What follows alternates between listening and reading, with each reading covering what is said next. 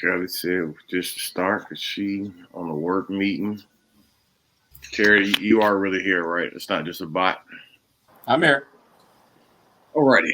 Boom, shaka, waka. Top of the world. Top of the world. Yeah, top of the world. Top of the world. Yeah, top of the world. Top of the world. Yeah, top of the world. Top of the world. Yeah, top of the world. Welcome, ladies and gentlemen, to another episode of the Worst Ones podcast. This is a safe place for PKs, preachers' kids, to come and gather and fellowship and do wonderful things together. My name is Rudy Wilson. I am a PK, one of your hosts. We got Jeriana in the building. She's a PK. Terry Wayne is here, not visually, and then Kellie Lee is maybe on the way. We'll see. We'll see what happens. Janessa, how you doing? That's a pretty cool shirt. What type of brand is that? This was, huh?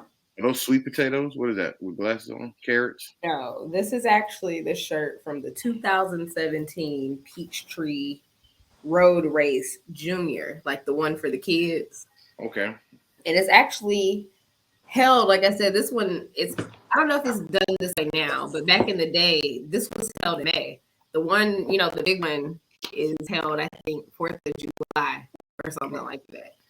But it's like the Atlanta Track Club, I guess, like the serious kids who be running, like this is one of their events, their scores count and all that stuff like that. So I just volunteered and got a t-shirt. This ain't just got a t-shirt, got you. Okay, when you said Peachtree, I thought you were going to say something about Peachtree Middle School because that's the middle school I went to, but guess had nothing to do with that. I'm going to say Peachtree? What? No? Okay. No.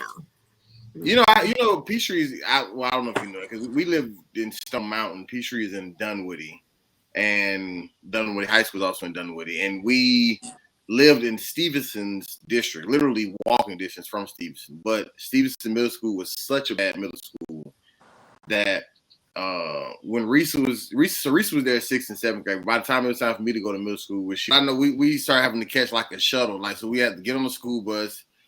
I mean, it wasn't just us; it was a lot of kids. Got to get on the school bus. Then we met at Memorial Stadium. Then we switched buses, and then we go to Dunwoody. And then did that in the afternoon. Did that. Yeah, so it was a lot, but yeah, it was because kids at Stevenson Middle School was getting arrested and shit. It was terrible. So, well, they getting arrested today too because it's still it's still a hot mess. And that's the suburbs, so that ain't even the hood. Hot mess. Anyways, all right, Terry, what's up with you, man? How's it hanging? Oh, I'm fine. I'm still recovering emotionally from last week's episode. There you go. What you got going as far as comedy? I did have a show. I was supposed to do 15 minutes at a family festival. Supposed to do 15 clean at 3 p.m. at a Bergeron rodeo grounds. It was a horrible sounding gig that I never should have taken. I only took it because my friend Sita was putting it on and booked me. But then a miracle happened, and they postponed the whole festival. So a stay of execution. And what's the word you used? You said Bergeron? Bergeron rodeo grounds in Davie. What is? No, that's just the name, or is Bergeron a thing? What does that mean? Well, Bergeron's a construction company, but they named. They paid for the naming rights at the rodeo grounds in Davie. But it's a big venue. It was supposed to be a big show. There's supposed to be a few thousand people there. But you do comedy. How does an outdoor show in the middle of the day at a family festival where you got to work all clean? Does that sound like it's going to be a good show? It's like literally every check mark on a hell gig checklist. Right. That's gotcha. Okay, cool beans. Kellie Lee, are you there? Oh, Kellie. Okay, well, she's kind of here. Just you and me now, bud. Well, I am fine. I actually just got to Miami today. Doing a show tonight down in South Beach. Headed back to Duval in the morning. Yeah, story of my life. Just out here being a little broke, struggling comedian. That's it. Making it happen one open mic at a time. Well, this isn't open mic, but you get it. Anyways, well, hopefully Kellie's doing okay. We'll get her answer later. Hopefully Janessa and Kellie can hear me because Kellie, I'm gonna explain the topic. Just jump in whenever you guys get here. But I did have a thought. Maybe this is, something I thought about because of personal experiences. And just kind of wanted to know, does anybody else kind of deal, with this thought or know anybody who, dealt with this thought or whatever. But I kind of titled it Your Plan versus God's Plan for two reasons. One, there is the I guess what you kind of hear growing up in church aspect of, or even just people in general, they say when you want to hear God laugh, like tell him your plans or whatever, right? Which indicates to me that there's obviously two sets of plans going on. Like you can have your own and then God can have plans for your life. And then even with that, like, I guess, is it a struggle? Like, has anybody experienced like what you may want seems different than what God is kind of steering you towards, or have you found, your purpose, if you will, and exactly what you are doing is exactly what you feel like God is steering you towards, and not only just as a human being, but whether it could be, as a Christian, as a, somebody who's supposed to lead people to Christ or do the right thing or however you want to format it. But for me, I know for a fact, my life in general, like I've done a lot of different things in my short 32 years of living. And I feel like it's a result of, I don't know, maybe it's all God's plan, or maybe it is a bit of because I'm dabbling in my plan and then eventually getting steered towards, I guess the actual route that God is trying to have me on. So that's what I'm opening the floor with, just that whole discussion in general. Has anybody have personal experience or know anybody, or just your take on it in general? Well, I'll go.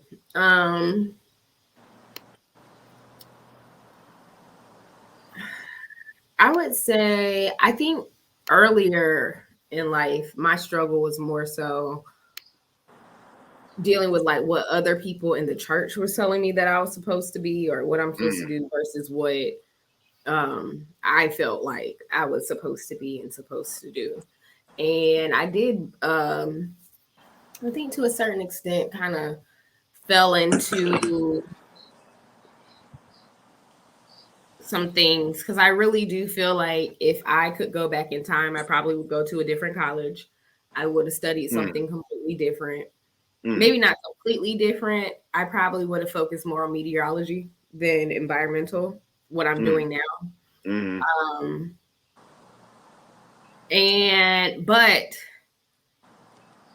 I feel like God's used it all, whether it was supposed to be one way or another way. I feel like he's used it all. And I feel like at this point in my life, as I'm working on my master's degree, and, really considering a big life change when I'm finishing it, because literally one of the reasons I went to get this program was to create opportunities so that I could kind of pivot in a different way. And my prayer right now, honestly, has been like, all right, guys, now we in grad school. I didn't even say I was going to be here, but you got me here. So like, what is next? What is it that you would have me to do? Because I'm at a point now, I've lived and gone through some stuff where I'm not trying to move and shake outside of God's will. I'm not even trying to formulate something in my mind that's not what he's having me to do, so that I get, you know, some type of attachment to it. I'm trying to do it my way. I'm like at the point where, what do you want me to do? Show me that. Let's both be on the same page. You know what I'm saying? And I think because I'm really shifting into something that I've never really done.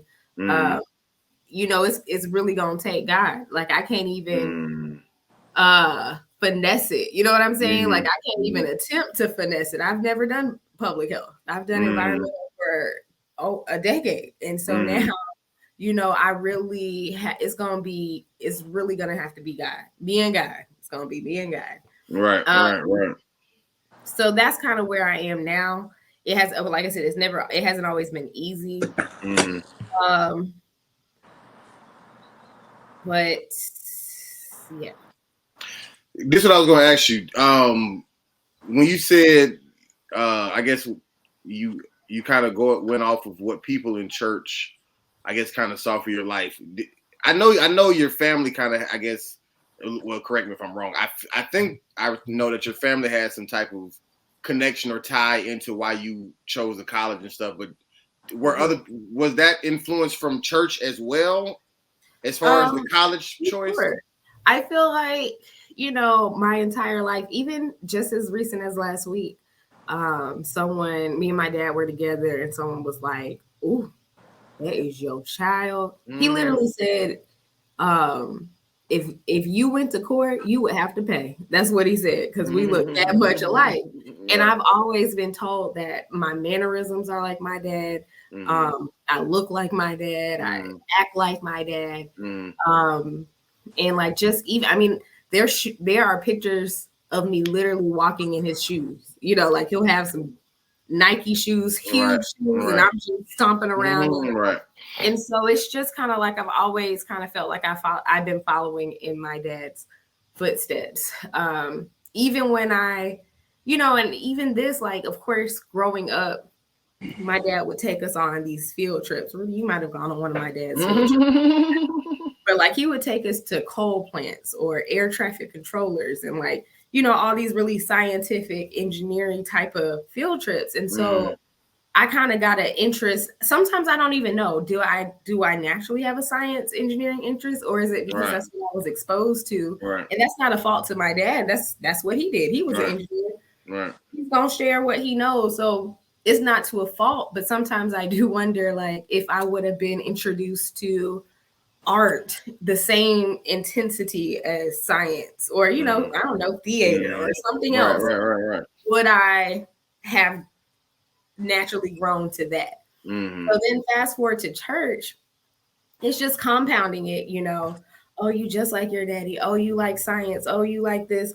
Oh, you should be an engineer. Oh, or not even you should be. What kind of engineer are you going to be? Right. It's just kind of like little conversations kind of did that. But then when I did get to tech and I was there longer than Lord knows I wanted to be, you know, no one talks about all the other pressure of, okay, well, now I'm at this school and it's hard as hell, and now y'all still got something to say, you know, like, great as my father.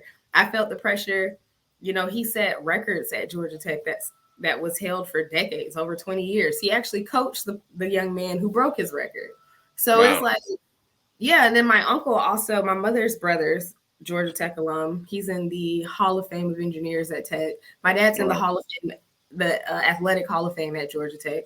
So, you know, I just felt all this extra pressure now that I'm following these footsteps, as great as they are. And, you know, I didn't play sports, or I wasn't as great like my parents, you know. I wasn't this Hall of Fame engineer. In fact, I didn't even major in engineering at Georgia Tech. So, you know, it's just like, internally, of course, these are things that I'm sharing with y'all, but internally, these are the things that were kind of going through my mind based off of what people kind of had been in my ear about my whole life. Right. And it wasn't really until, you know, I was able to kind of be on my own and be able to separate some of that stuff that I have been able to say, okay, well, Janessa, what is it? Who are you? What are the things that you actually like? You know, what are the things that God put in you that, you know, you genuinely are enjoy doing. Because I think that's kind of how purpose sometimes comes out, or like, you know, it's just something that you enjoy, something God put in your heart, something that you just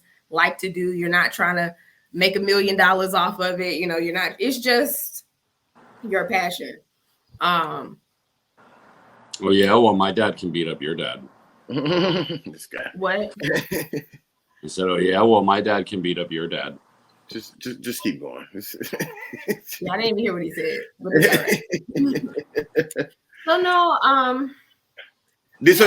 but let me, one last question before Terry goes. Did you receive any type of, just say, pressure when it came down to like the spiritual aspect? When I say spiritual, meaning like the more churchy side. So yes, Georgia Tech and all that as far as education and career, but was there any pressure, if you will, in reference, you know, that you kind of felt the same way you felt about school and everything on the spiritual side? For sure.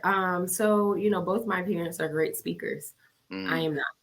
And so, you know, I would get volunteered or voluntold to do stuff. And when I would try to express, like, you know, this is not something I'm really comfortable doing, or, you know, can you find somebody else? Oftentimes I was pushed to do things that really stress me out. You know, like y'all just really wanted me to be this mini version of my parents in some way, shape, or form, and I'm not. And then of course, I feel like I am the person in the church, or one of the people in the church. You know, if I feel like there should be some change, or if I want to see something different in the church, I'm definitely the type of person who it's not just going to talk about it. I'm going to actually, you know, help get it together. Right. And so with some help of others, you know, I was able to start the young adult choir, the young adult dance ministry. I was able to help bring back the young adult ministry. You know, I work on a lot of different other ministries, and it just sometimes got to the point of, it went from, you know, just me wanting to see something different and wanting to help do it, to now it was expected that I did it. Oh, well, Janessa can do it. It was like, it became where it wasn't like, hey, can you do it? It was like, we need you to do this on this date. You know, it was stuff like that. And then, of course, when you try to, again, speak up for yourself, or, you know, express why you may or may not be able to do it, you know, you get hit with, oh, well, sister such and such is married with her 2 kids and they're here. And just because I'm not married with kids, like, you ain't got nothing to do. Whatever I have going on is not important, valid. Right. It's not an excuse for me not to be able to do something or be in that event and stuff like that. So that definitely was going on too. But I don't think anybody ever was like, "Oh, you gonna be the next pastor. You gonna be the next." Right. They knew not to do that. Do you think they would have if you were a boy, or do they even do it to your brother? As far as no. Okay. No, if anything, they do it to my brother-in-law. But he is a actual minister. You know, he has preached at my dad's church many times. His aunt is a pastor of a church in California, who's actually his grandfather's church. So that church has been in the family. I have to get Lionel and his aunt. So, you know, he gets it more often. He's actually been, you know, approached to pastor and preach, and that's a whole situation. That would make Jessica first lady. So yeah, not so much me, not so much DJ, not so much Jessica. You know, I don't think any of us have shown that's something that we want or do, anointed to do. But Lionel for sure. Gotcha. And he's a great preacher. Right. Gotcha. Okay. Terry Weezy, what about you? I don't think God has a plan for you. I don't think that's how it works. Because I mean, to me, I've thought about this a lot, and we've talked about the pre-destined thing, I don't know. It just seems I think it comes more from human ego than anything else. Because, it's like, because everybody wants to think they're special, and then that just kind of reinforces it. But I also think it creates like a negative subconscious feeling in a lot of people, because if they don't become anything great, or if they, you know what I mean? Like if everybody was meant to be great, there'd be no janitors, nobody to clean toilets, Well, that doesn't. And if you are a janitor and you clean toilets, what does that say about, like, this was your destiny? Congratulations. That doesn't make it not great just because they clean the toilet. I mean, in comparison to, I'm sure most people's dreams and aspirations, I do get what you're saying, but I do think that there is a fulfillment in every level for somebody. You know what I'm saying? So I think, to your point, I get it, because especially like if you end up homeless or whatever like that, I mean, that, and that is your destiny, so to speak, then obviously you got the shorter end of the stick compared to, just say, the person who was predestined to be LeBron James or whatever. But but go ahead, finish your point. I just was making the point that, no, I mean, that was pretty much it. I mean, that, to me, it's a pretty glaring flaw in the whole idea. To think that God has a plan for you, saying? Yeah, I don't think so. I think God may start the car and put it in gear, but you're driving. So. And starting the car and putting it in gear is just creating. Yeah, he created your world. He gave you life. That's enough.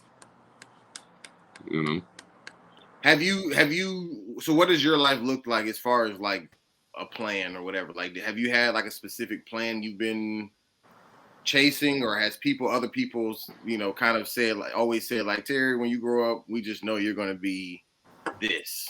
Nope. I lived like, I don't know, I'm 41 and I've probably lived like 8 different lives so far, because I graduated early when I was 14. I graduated high school, and then I just went to work and I just started doing things, but it worked out. Just had my first business by the time I was 21, so. But I'm saying, but that wasn't a plan. You just happened to do it. Yeah. I kind of just went through life looking for different directions and just trying different paths. I'm still doing that now, but it's served me well thus far. And I'm saying, but do you have like ultimate like goal or plans or anything now at this point? Now that you're older, like, do you have something like, okay, I definitely want to accomplish this by before I die, type thing? Well, I mean, this is gonna sound arrogant, but everything I put on my bucket list when I was 17 is already done. So, like, I just went out and kind of like everything that I wanted to do, I just focused on doing that and tried to figure out ways to do it. Not really like a singular focus. Right. But not so much even bucket list things. I'm just saying, like, an ultimate goal. Like, I want to, live a certain lifestyle, or get to a certain status in my career, or I want to be able to, own my own radio station or whatever. I'm just saying, like, as far as like, career-driven goals or life-driven goals, I want to be married one day. I want to eventually have kids. I'm saying, is there any type of plan, or you're just literally just waking up every day and saying, we'll just see what happens? Yeah, I wake up every day and I go, what's next? What am I in the mood for? That's a pretty dangerous way to live. Yeah, well, like I said, it's worked out. So, I mean, yeah, it's people who drive home drunk all the time and can say it worked out. They don't mean that it's a good idea. I'm saying, like, I mean, and I'm not even talking about on the spiritual side. I'm just saying, like, as far as just not having any type of aspirations, like, what are you even getting up and living for? Like, if you don't want to be like, you don't want to make it in comedy, nothing. You just I would take that, sure. If that came, yeah, sure. I would take a career in comedy, but the odds are against you on that one. So, like, I wouldn't bet anything significant on it. I mean, the odds are going to be against you with anything, especially if you're chasing after, that type of career. But yeah, but they're much higher against you in this one. Like statistically, you're more likely to become a rock star at 40 than you are to be a comedian at 40. But by like a lot. But that has nothing to do with the aspiration of wanting it, though. Like you let that deter you from wanting it just because of statistics. Oh, you're just talking about dreams now. I'm saying a goal. I wish. I'm saying goals, plans, like just in general. I'm saying like it's something that you get up and do on a regular basis. So like, are you just doing comedy just because it passes time, or is there some type of goal or plan at the end of this comedy journey? No, I do comedy because I enjoy it. I like writing. I like trying new material. I like making something work when it didn't. I just like the craft of it, and that's literally the only reason I do it. So, the day I stop liking it, the day I'll stop doing it. But what's so wrong with that? It's nothing. There's nothing wrong with it at all. Hmm. Nothing wrong with it at all. I'm just asking in every aspect because I know you. I mean, if you're involved in a lot of things, it just seemed like you would probably eventually have some type of plan, even if it doesn't go accordingly. You know what I'm saying? I'm not saying that you have like something that for a fact is going to happen, but I just know most people have some type of, I want to at least make it to here, but if you feel like you've done everything, I guess I'd like to have another restaurant eventually. That'd be fun. But it's so much work. I don't even know how much I would really want it. Like the last restaurant I had, it was 75 hours a week. I don't even know if I have the physical energy to do that anymore. Right. But, I think you should figure out what you want, Terry. I mean, I think, I feel like it's kind of hard to live and not have any type of, something that you're striving after. That is my opinion. I'm not trying to like judge your life. No, I'm saying I've gotten everything I've wanted. Now I'm just grateful for what I got, and I'm happy where I'm at. That's it. I mean, I'm not saying that what you attain has to, change your life significantly, but I'm just saying in general, like, even if it's not in anything monetary that you're getting more than what you have now, but just still, like, I want to, this is my plan, this is my goal, this is my aspiration, and because I guess for me, I just feel like going after something is what helps, people, and even myself, get out of bed in the morning. Like even if you fail or fuck up or whatever, like you're still getting up saying, okay. I guess the only thing that really comes to mind is like I'd like to move from the country and go live in Europe. Mm-hmm. Yeah, that's probably the last one. Yeah, but that always felt like more of a retirement thing, like retire and move to. But that's still a plan though. Okay, that's the plan. That's my plan, is to one day retire and move to Europe. And you want to be in Europe just to be out of the country, or is there something you want to do in Europe? No, I've been there a bunch, and I just like it better there. The quality of life is way higher. Gotcha. So, if I get the opportunity to retire and kind of just live out the rest of my days, I'd rather do it, in a place where the quality of life is just more of a priority. Right. So. Gotcha. Mm-hmm. Gotcha. Well, for myself,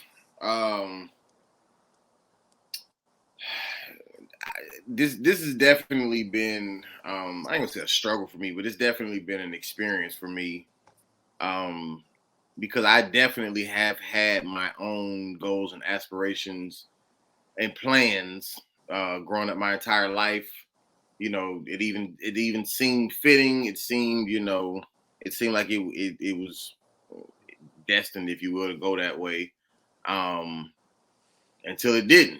You know what I'm saying? And then now the current, I think I mentioned this before, the current life that I live and things that I'm involved in, including comedy and all this other stuff, these are all things that I never would have imagined, being in the plans for my life at all. And then even with the different changes that I've been through in my life, like it's been a public matter, and not public in the sense of like I'm a celebrity and millions of people know, But definitely, a lot of people in my life have definitely, seen the different changes and the different things that I've been involved in or whatever because via social media. So of course that always raises eyebrows and people have questions and so on and so forth. So like for me, it's always kind of been like I feel like I'm doing what God wants me to do in that particular, I guess, stage of my life. But I've also had my own plans that none of them seem to be working out. Like none of them seem to be coming to pass. And not that I've gotten a worser option, but it definitely, maybe it goes back to the free will conversation or not. But for me, I definitely feel like I've had plans and they've definitely, my life has been slowly steered more towards another plan that apparently trumps, my own. And, because I believe in God, I just ultimately feel like it must be, God's plan. You got to stay away from those worser options, What do you mean?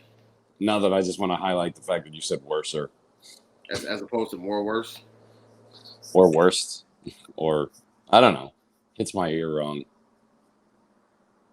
Are you? I don't understand what's going on here. Are you? Never mind. Criticizing your. I'm saying, but you didn't. What's the correct option? Is it more worse as opposed to worser? Yeah, I guess the worse options because you're already pluralizing options. I don't know, but I know it's not worser. Gotcha. I say a lot of things incorrect on this podcast. Everyone does, and it drives me crazy. Espresso. Ugh. Yeah, but you can quote wrong scriptures, and that's nothing wrong with that. Huh? We can. And I catch hell for it. One English word, but yeah, that's right. But I catch hell for that. The Bible. So, that's right. I think I've always gotten the general feel of scriptures. Maybe not exactly, but yeah, just like worser is the general feel. Like you get it. it's all wrong. Right, fair enough. Fair enough. Wrong, but you get it. Yeah, fair enough. But I'm more wondering why Kellie even bothered signing in. I don't know what's going on. Yeah, she's praying for us. But yeah, so like I said, so that's why I even wanted to bring this up in the first place, because for me, like that's definitely been a struggle. And even to your point earlier, Janessa, about I guess living up to other people's expectation. Like I feel like everything that I've done, when I start doing it, people be feeling like, yo, that's the thing. Like if I play football, there's been groups of people saying like, yo, you gonna make it to the NFL. I've been in the Army. People like, yo, you best soldier in the world. You know what I'm saying? Best preacher or best comedian or best, like people always see, there's always somebody in each category who sees that thing in me and they're like, yo, this is your thing. Or even something I haven't done. You know what I'm saying? Like my mom and even other vice president of my college and different people like that, like have told me like I should have went to law school because I'm so analytical. And but none of the, I ain't going to law school. Like unless God himself would have to send me to law school, but I ain't doing it. You know what I'm saying? But anybody who tells you should go to law school is really thinking, wow, this guy argues a lot. But when they said it, I wasn't even. It was never in like an argumentative situation. Like I would just be, I would analyze the situation, and then they'd be like, "Yo, you need to go to law school." And it's a. But people have always, and especially with my dad being a preacher, and that's why I even asked about the whole boy thing, Janessa, because I don't know if it's because maybe I can speak well in front of people, even just say with comedy, or they just was like, yo, your daddy a preacher, your granddad is a preacher, your uncle's preachers, you're a preacher, I don't know. But even when I was preaching, like people thought it was like me following in my dad's footsteps. And I wasn't. It ain't had shit to do with him. You know what I'm saying? Like at all. Like not even a little bit. My dad could have been a drug dealer. And if the same thing would have happened to me that got me, on stage in the first place, it would have if that still would have happened, I still would have had the same result. So, but I definitely get that a lot. Like people, even to this day, people still feel like, they know the route that's going to eventually happen for me. Yeah, we know you're doing that right now, but you going, you know what I'm saying? It's like, is that because they actually see the actual plan? Is there another actual plan, or is, it don't matter what my plan is because it ain't gonna never happen anyways because God's plan gonna always trump it? Or do I actually have the option to have a plan and then see that specific plan through without, it having any type of wavering? And that's been, I guess, my struggle, because I don't know. I'm still figuring it out. I'm still in it, because my life changed a lot, but I feel like it's because of God. But people be feeling like I be just doing a lot of shit. You're on mute, Janessa. Sorry. I was saying, do you think that maybe when we are growing up, we're taught that, we're supposed to have this one purpose, or you live your life to culminate and do this thing? I think that's what it was for me. I remember we did the Purpose Driven Life book as a church, and everybody's supposed to figure out their gifts and their talents and where they're supposed to be, And I really thought that it was supposed to like show me the one thing I was supposed to do, And I think I left that series of whatever it was more confused than anything. Because I agree. I think at this point, when you look back at it, you can say, oh, at this point, I thought I was going to be doing this, Right. At this point, I thought I was going to be doing that. When I was at Spelman, I thought I was going to be a chemist, right. I thought I was doing something else, Right. Even now, I thought I'd be doing something else. And so I don't know if I was told maybe that life is a journey and that you'll have many paths that you go down, but it's all working towards the life God wants for you. Right. I feel like that might have clicked a little bit better than what was presented. That's my 2 cents. Right. And even with that, like, I mean, that's what I'm saying. Like, is it really 2 different plans, or is it just really one plan? You know what I'm saying? And no matter what because even with that, like, going back to the whole free will stance, like, even if you can choose everything that you want to do freely, but the ultimate finish line still remains the same no matter what you choose, even that low-key don't sound like free will, because you get to pick and choose and be willy-nilly, but your destination is still the same. You know what I'm saying? So it's like, I guess that's where my thought process comes from. Like, can I actually have a plan and it actually work out? Or does my plan have to align with God's plan in order for it to be my plan working out? You know what I'm saying? Like, or can God have a plan and I'd be like, well, no, this is my choice. You know what I'm saying? Or do I go to hell if I choose my plan over God's plan? Does the worst happen because I chose a different plan? Just like with Jonah and the boat, and it started rocking and stuff until he got off. Like, because he was apparently going against the plan, the assignment, the whatever. Like, you know what I'm saying? Like, is there really 2 different plans, or is it really just ultimately one? Go ahead. Well, here's a thought. Like, hi, Kellie. God created the world. Yeah, He put us on it. He put food everywhere, right? Like, even today in nature, you can find food hanging from trees or walking along the ground or growing out of the ground. But we took that and then made pasta. You know what I mean? Like, God didn't make pasta. We made pasta out of what God gave us. Right. But that doesn't make lasagna evil. You know what I mean?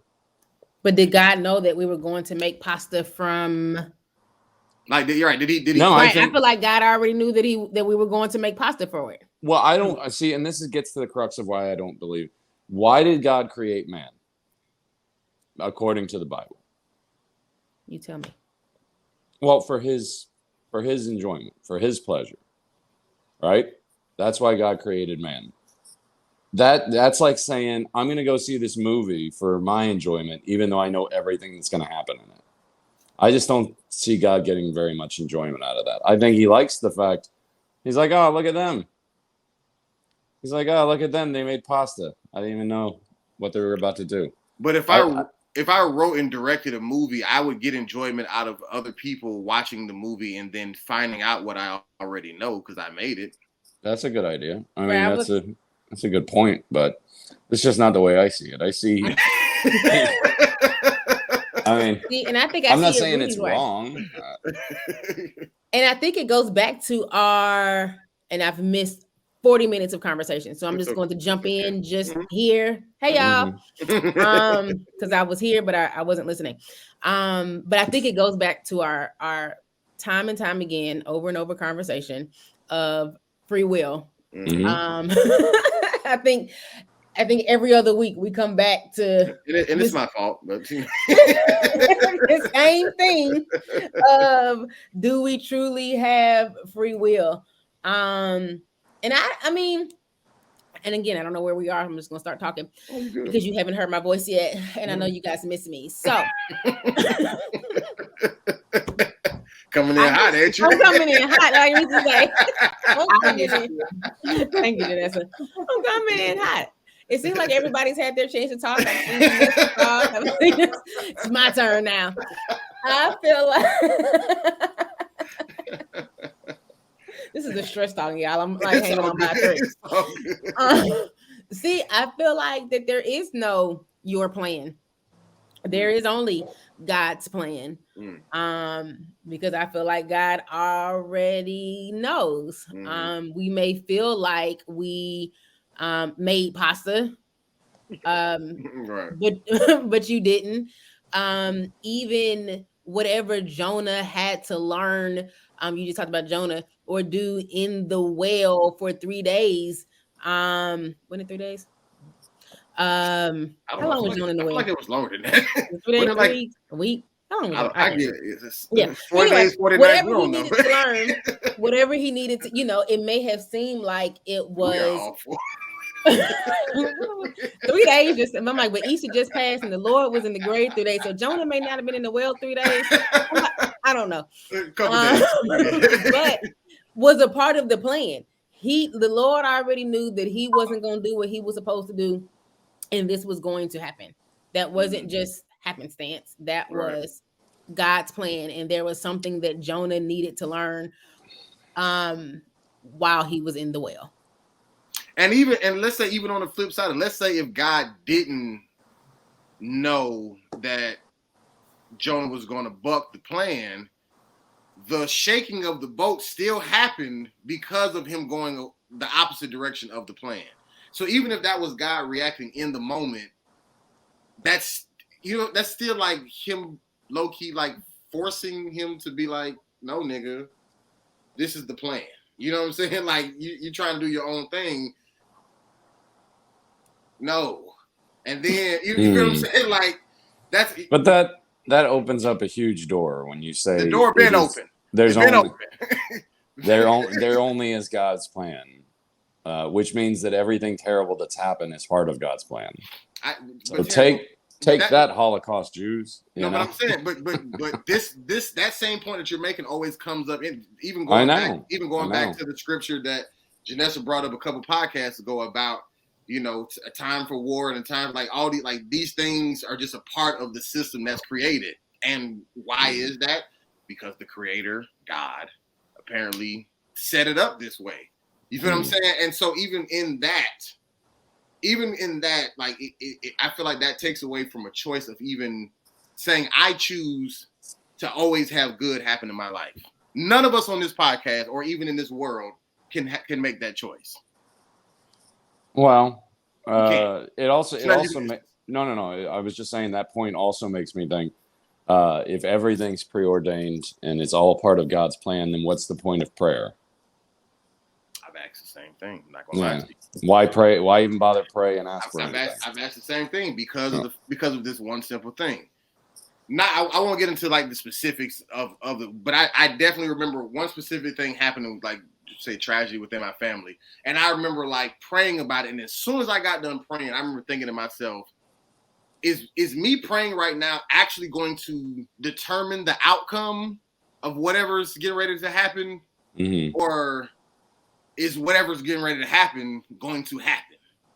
You feel what I'm saying? Because we're praying to say, like, we're hoping that what could possibly have happened didn't. And ultimately it did. But could our prayers have actually changed that? You feel what I'm saying? Or if we prayed and it worked out in our favor, that's just because that's just was God's will for it to work out the way that we just happened to pray.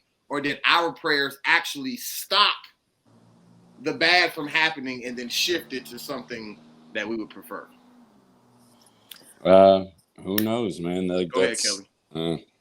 I mean, or did the Lord already know the desires of my heart and what I would pray for in the future? And so he knows what I want. Like I hear people talk about praying for a man.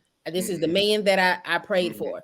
Well, the Lord made me, so he already knows the type of man that I need. He's already instilled in me the type of woman that I am and the type of man that compliments me. So when I pray for him, luckily, it appears that our wills align or our plans align, but really God has created me to want this type of person in general. Of course, I'm not asking for, the abusive bum that sits on the couch and play video games. Right. What is the point? What is the point of anything then? What is the point of even being alive? Because then it feels like, man, my thoughts, my desires, it feels like my thoughts, my desires align with what the Lord has for me. Yeah, but you were created by what you're saying. You were created to have these specific wants and these specific needs, and then have them fulfilled, and then die. Like, why even be alive? Because I've enjoyed. You're just a puppet at that point. But if it's God's will and I'm God's puppet, like I've enjoyed my life now. I've had a good time. God's a good puppeteer. I mean, if I'm God's puppet, but God's good at it. Because I think all the time of why did the Lord bless me with this or that, or I've had this experience that other people haven't had, or whatever. I've gotten fulfillment and satisfaction from that. I mean, I see what you're saying on the other side as well, but I just feel like. But that's you. That's the world through your lens. Agreed. There's some people in the world, their only life, they're born and they starve to death and they die. Was that their plan? Like that's their whole life. But that's what I'm saying.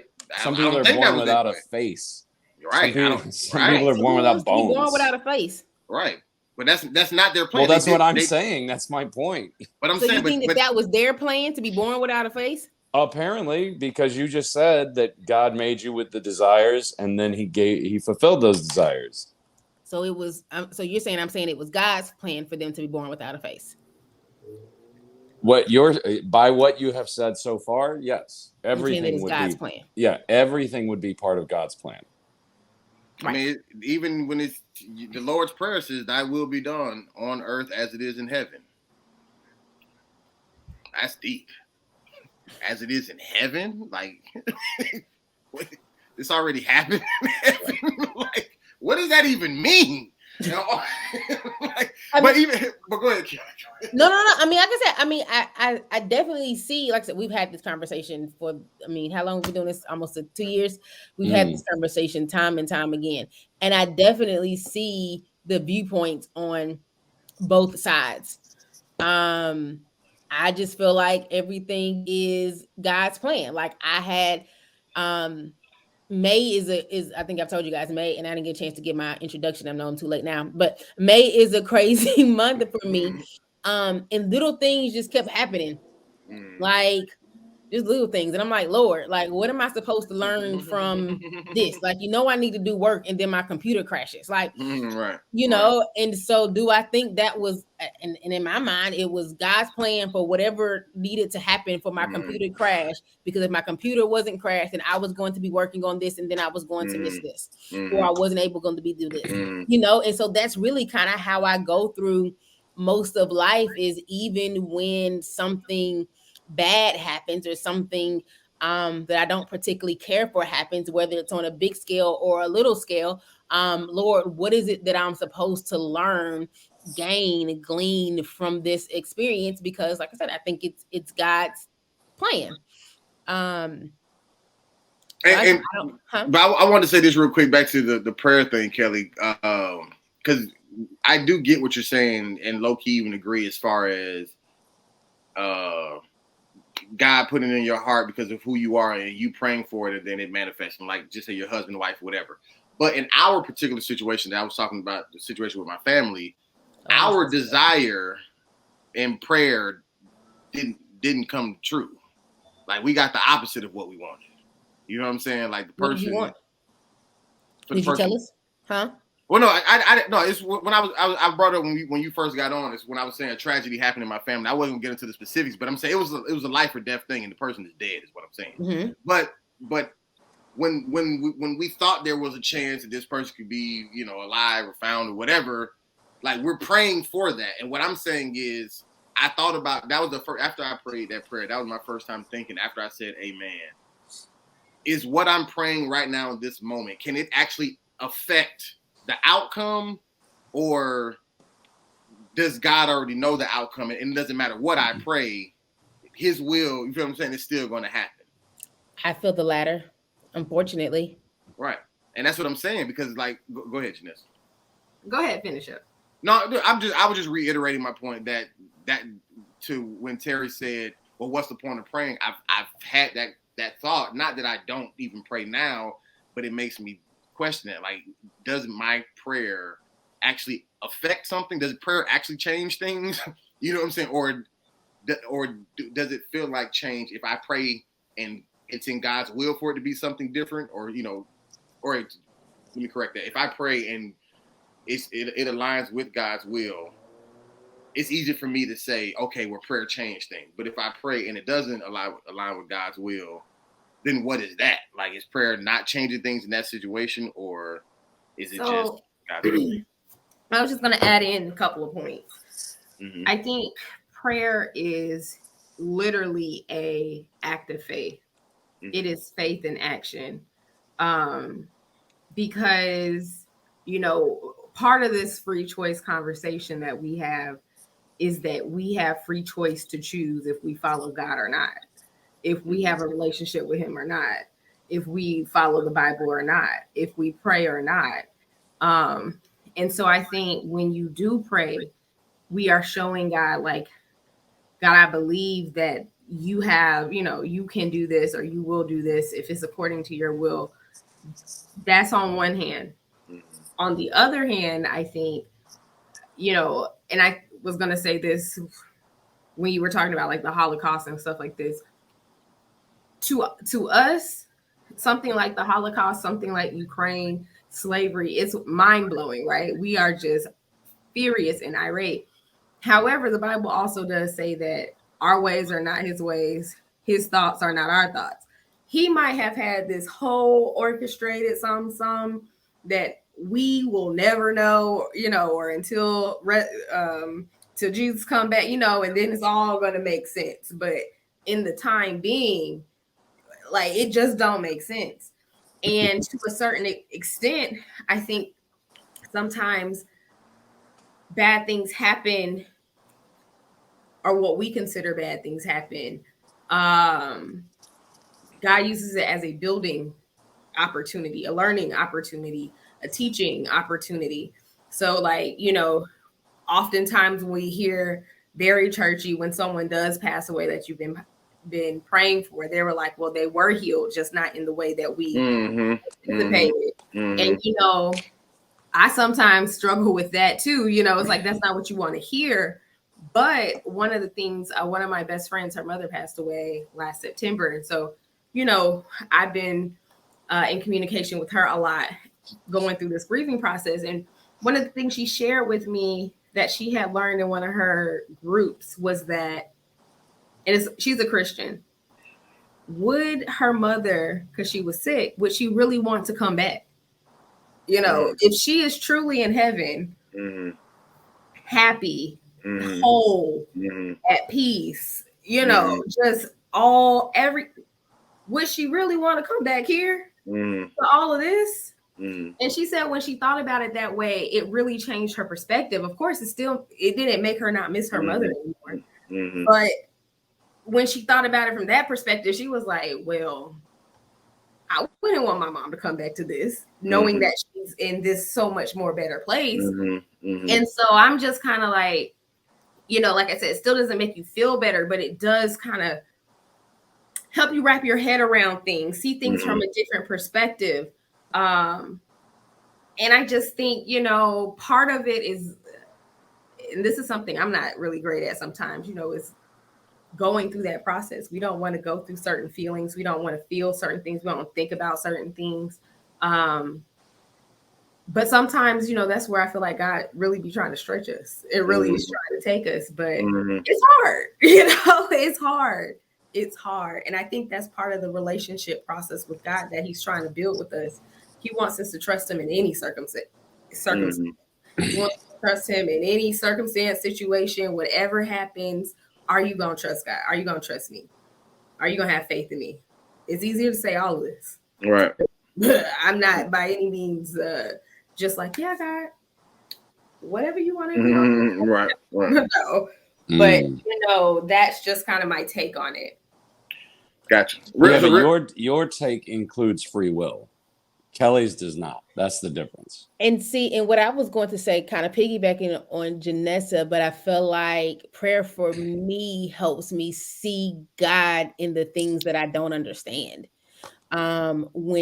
When, like you said, there was a life or death situation, and I prayed for life and death happened. Prayer for me helps me see where God was in the midst. And so even as Janessa told the story of her friend in terms of her mom being sick and now being in a better place in heaven. So yes, I mean, and I think we've said, and I know we'll all feel the same way that, you know, when our parents pass, that we're going to have extreme emotions about that. You know, and of course, my prayer will always be to, you know, my parents are sick, to keep my parents alive. But I think the prayer for me is to help me see why their time here on earth was over. Like I said, now I'm gonna miss my parents. Somebody gonna have to come and get me. Tough, but I think the prayer is me being able to see God in it. To find the reason that is bigger than me and why this had to happen.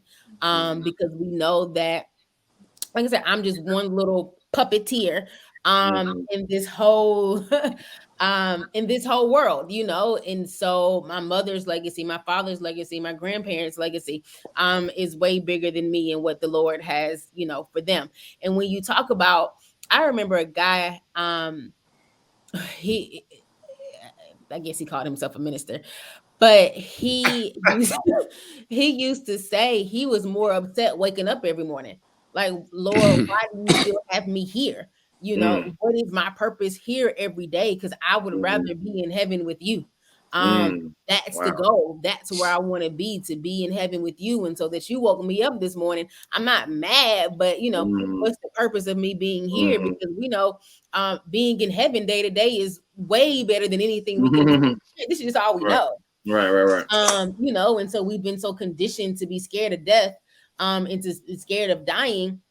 Although we've heard these great stories about heaven, but even though this is what we know, this is what we cling to, where people in heaven living their best life, and we think we living our best life down here. You get a thing, you be like, oh shoot, I wish I would have done this. They said, nope. It's making a bunch of big assumptions in that statement. Like, one, you're assuming you're going to heaven. That's the first biggest assumption. Because how old are you now? 34. 34, and you're already a lock for heaven. Just already. I am. Yeah. You most certainly are right. I will be in heaven. I hope to see you three there too. I'm gonna be there. I'm gonna see you there. Maybe we can reunite the podcast. You know what? You know what I like about that? The humility. That's what I like about it. You don't see that. Do the podcast in heaven. The podcast of heaven. God, we need a little worse one studio in my mansion. Right, exactly. Well, by your statement, Kelly, you were made with you were made with a good soul that was meant to go to heaven, and everything fell in place just the way it was supposed to. That means that certain people are created to go to hell. Is that right? I brought that question up on here before. You brought up, did God create evil? Like, but I'm saying, but it's even as far as, because if there is no, if everything is predestined, the people who go to hell or go to heaven, it would appear that they were made there. They were made to go to hell. God already knew they was, who. Yeah. Did the Lord not know that Satan was going to hell? I feel like what? He had to. You feel like what? I feel like he had to. Yeah. Did the Lord not know? I don't know about that, because I'm asking. I don't know. And I'm giving you my answer. I don't know. Lucifer was an angel before he turned on God. So that means that God made him knowing he would turn on him, and knowing they made Judas, and they knew Judas. Right. He told Judas he was going to turn. Right. He told Peter he was going to deny him. Like, right. I mean, because everything can't be, to the point of everything can't be rainbows and unicorns and sunflowers, every day. The Lord went through mess too. He was betrayed and stabbed in the back, and, all of that as well. Died on the cross, and like all of that as well. And I don't feel I don't even feel like he had a choice to choose outside of that. And he got it. So basically, God was making humans one day. He was making souls to send to Earth. And then I'm going to call this one Jeffrey Dahmer. And he sent him down. And then he goes, I'm going to take these 7 souls and I'm going to send them so that Jeffrey can have something to eat. So I don't remember the scripture that I didn't really like at the time. And I probably forgot it on purpose that Janessa stated. I don't even know if she remembers it. At the time. War and all that stuff. No, it wasn't that one, but it was, It's the one that says that in this world there will be trouble. Basically saying that, God said so. Yeah, right, it was because God said so, and I didn't really mess with it. I didn't like it at all at the time, but because it's a hard thought of like. That's what that's what it is. And it's also a hard thought to think that God, if we do have free will and God doesn't know, like he just this big clueless, God, like he just don't know. Like we just out here just outsmart him, Right. Right. Gotcha. You know what I was gonna do today. He got with a little 1-2. Like, nah. Thought you had me. Nah. I just All right. Well, we'll have to do a part 2. We got to wrap it up. I'm gonna have to go. So let's do church. At the worst ones, PK. you just hit us real quick with the church announcements. So Rudy has a hard out. Yeah, and you can find us on Instagram at the worst ones, PK. There was some new content for Mother's Day. Check out our Mother's Day episode that aired 6 weeks ago. It wasn't the Mother's Day episode at all. That aired 6 weeks ago when we had a guest speaker who was a mother. Right. Well, she announced her pregnancy on our podcast. She did. See? So yes, but find us at the worst ones, PK. You can find us on, I'm sorry, somebody calling me, distracting me. You can find us wherever you find your podcast, Apple Podcasts, Spotify, YouTube, the Worst Ones podcast. We will pop up, I promise, every Tuesday. When you get there, make sure that you like, you comment, you subscribe, and you share. Thank you to our 500,100,005 followers. We love you so very much. Now, if you want to find me personally, Princess Kells 51, 2 L's, it is private. Let me know who you are. You can find me at Melanated Brews or at JRihanna__. And that's it. All right. Terry Weezy. Terry Wayne Comedy everywhere. Everywhere. All. And then at the podcast official page, you know what it is. Live Zoom conversation the last Monday of every month. If you want to join that conversation, the Zoom ID is 815-499-0955. But if you don't want to join and just follow, it's at the podcast official page on all platforms. And that is it to the 500 million, whatever number Kelly made up this week. We appreciate you for listening and watching. We'll see you next week. Top of the world. Top of the world. Yeah, top of the world.